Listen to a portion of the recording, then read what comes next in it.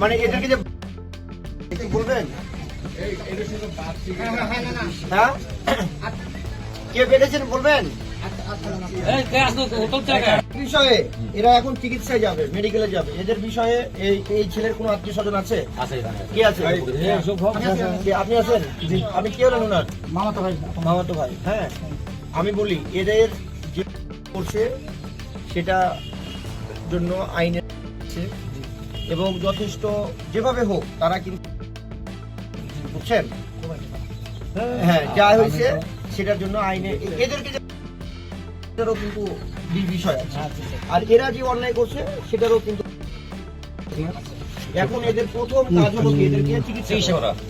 প্রথম কাজে এই যে মহিলার কান এর গোটা শরীরে হ্যাঁ আমরা প্রথমে তাদেরকে কি করবো? আচ্ছা আপনি কি চিকিৎসা নিতে চান এখন? হ্যাঁ চিকিৎসা নিতে চান?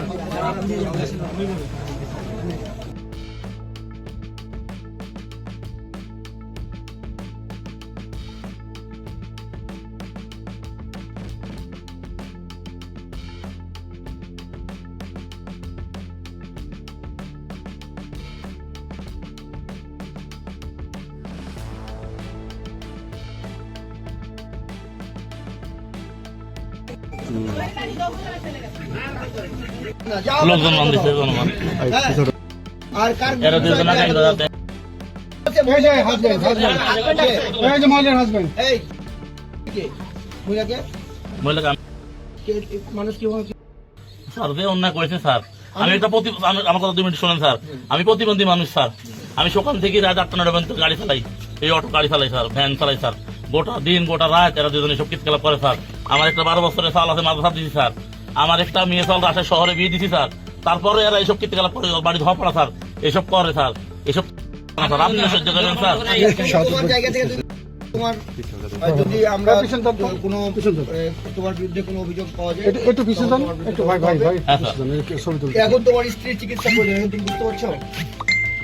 তুমি কি নিয়ে যেতে চাচ্ছ চিকিৎসা করতে? শুনে তুমি কি চিকিৎসা করতে নিয়ে যাবা কিনা? মানে এখন তোমার স্ত্রী সে, হ্যাঁ তোমার তুমিও করতে পারো বা যে কেউ করতে পারে, একজনের ছেলে হিসাবে বাবার,